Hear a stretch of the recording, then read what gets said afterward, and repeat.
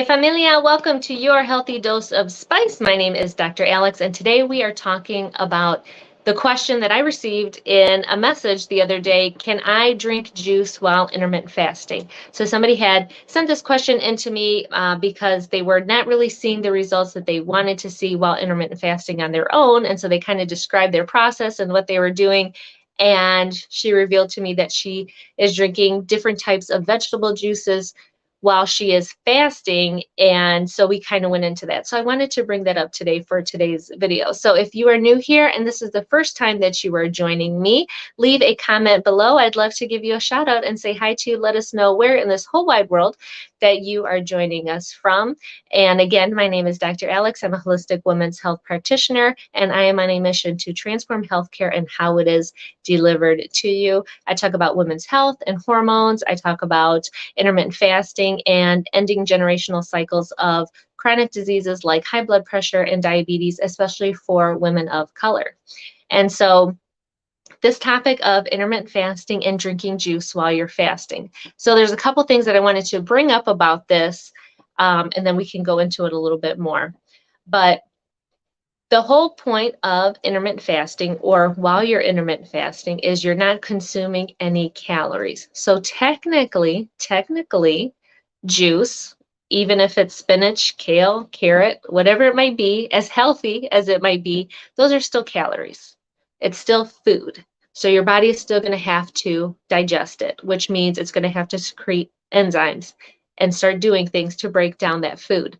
And so the whole purpose of intermittent fasting, where you're going specific lengths of time without eating, is so that your body does not have to secrete enzymes and do things to use food for fuel. It turns to itself to use food for fuel.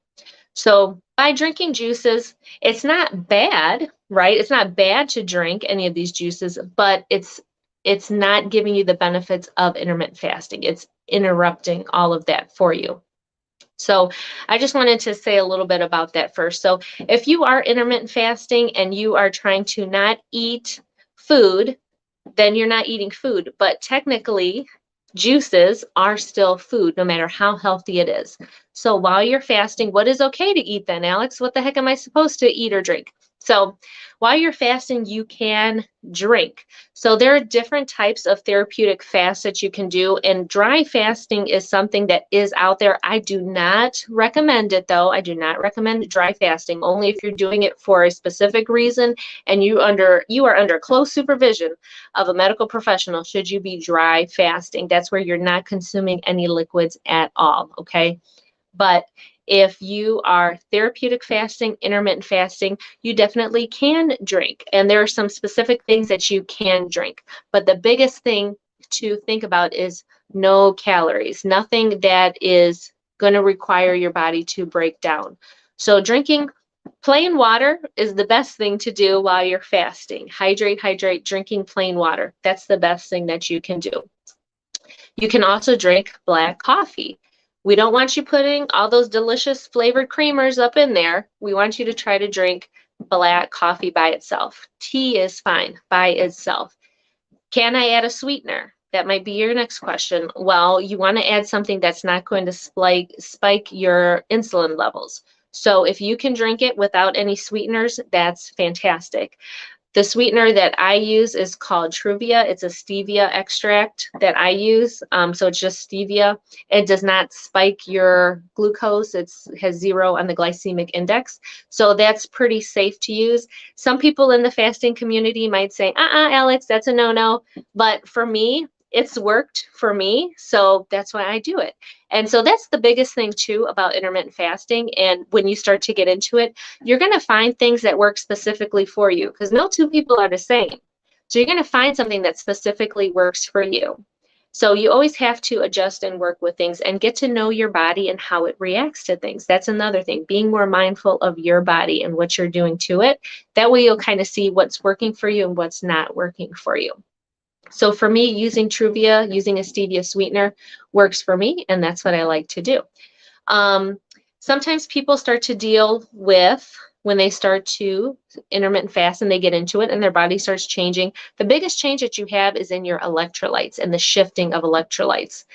And sometimes people can feel a little off, and that can be when people start to feel hangry, they start to feel moody, they just start to not feel right. That's kind of a natural process that will happen because your entire body is changing how it's functioning. And if your body was used to doing what it was doing for years and years and years, and then all of a sudden in like a week you've changed everything, of course your body is going to freak out. Your body's not going to like it.